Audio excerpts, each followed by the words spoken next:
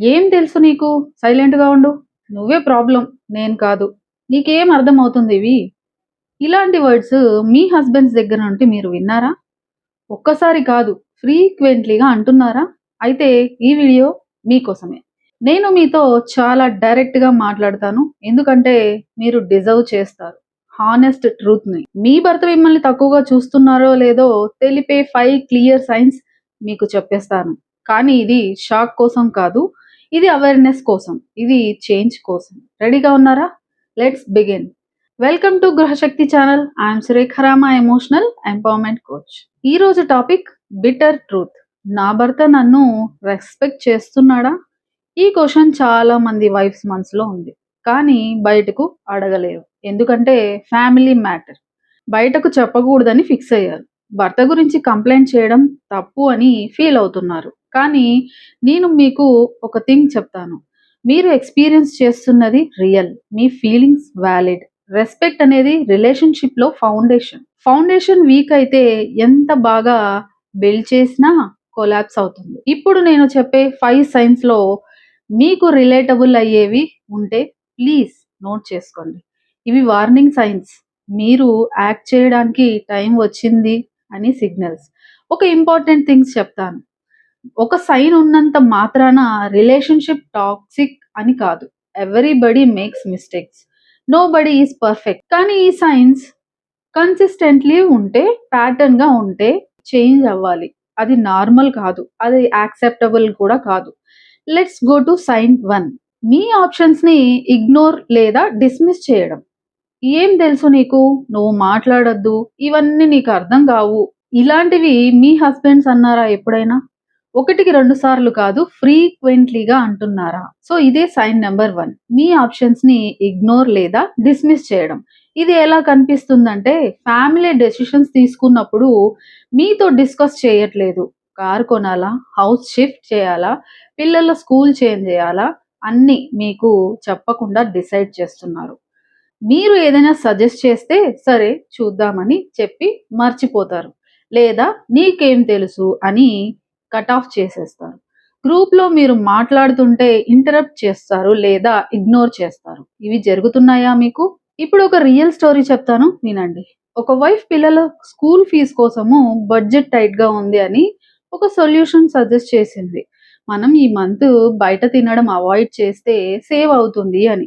Practical idea, sensible idea. Husband ఏమన్నాడు? "నువ్వు సైలెంట్‌గా ఉండు. నేను హ్యాండిల్ చేస్తా" అన్నాడు. ఈ వైఫ్ ఏం మాట్లాడలేదు. కానీ ఆమె సొల్యూషన్ యాక్చువల్లీ బెటర్‌గా ఉంది కదా! ఇంప్లిమెంట్ చేసినా వర్క్ అయ్యేది. ఆమె ఇగ్నోర్డ్. ఆమె ఐడియా ఇగ్నోర్డ్. ఆమె వాల్యూ అన్‌రికగ్నైజ్డ్. ఇది ఎంత పెయిన్‌ఫుల్‌గా ఉంటుందో మీకు తెలుసు.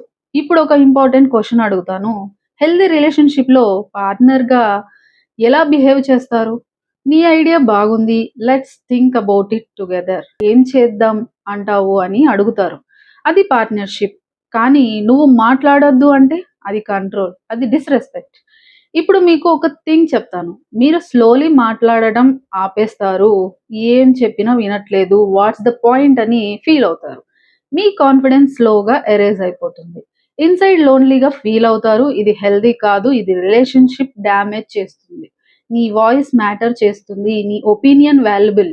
ఎవరైనా కన్సిస్టెంట్‌లీ అది డినే చేస్తే అది రెడ్ ఫ్లాగ్. సో ఇదే సైన్ నంబర్ 1. మీ ఒపీనియన్స్‌ని ఇగ్నోర్ చేయడం. ఇది గుర్తుపెట్టుకోండి. ఇప్పుడు సైన్ నంబర్ 2కి వెళ్దాం. ఇది చాలా పెయిన్‌ఫుల్ సైన్. డిన్నర్ టేబుల్ మీద అందరూ ఉన్నప్పుడు ఈమె కుకింగ్ సరిగ్గా రాదు అంటారు. ఈమె ఏం చేసినా తప్పే అవుతుంది అంటారు. ఫ్రెండ్స్‌తో ఉన్నప్పుడు మీ గురించి జోక్స్ చేస్తారు. మీరు ఏదైనా రాంగ్ చేస్తే ప్రైవేట్‌గా కాకుండా పబ్లిక్‌గా కన్ఫ్రంట్ చేస్తారు. పిల్లలు వినేలా మిమ్మల్ని క్రిటిసైజ్ చేస్తారు. ఇవి జరుగుతున్నాయా? ఇది sign number 2. Public humiliation, serious disrespect. ఒక ఇంపార్టెంట్ డిఫరెన్స్ చెప్తాను వినండి. హెల్తీ రిలేషన్‌షిప్‌లో ఒకరు మిస్టేక్ చేస్తే ప్రైవేట్‌గా మాట్లాడతారు. ఆ విషయం తర్వాత మాట్లాడదాం అంటారు. అదే అన్‌హెల్తీ రిలేషన్‌షిప్‌లో ఈమె ఇదే చేస్తుంది చూడండి అని పబ్లిక్‌లో అనౌన్స్ చేస్తారు. డిఫరెన్స్ అర్థమైందా? ఇప్పుడు సుమ గారి స్టోరీ చెప్పనా? తను రిలేటివ్స్ ఇంటికి వెళ్ళింది. డిన్నర్‌లో ఆమె యాక్సిడెంటల్‌గా గ్లాస్ పడేసింది. హస్బెండ్ ఇమ్మీడియేట్‌లీ అదే ప్రాబ్లమ్. ప్రతిసారి ఏదో ఒకటి చేస్తుంది అన్నారు. అందరూ అన్‌కంఫర్టబుల్‌గా నవ్వారు. సుమ ఫేస్ రెడ్ అయిపోయింది. డిన్నర్ మొత్తం ఆమె సైలెంట్‌గా ఉంది. ఇంటికి వచ్చాక ఒంటరిగా ఏడ్చింది.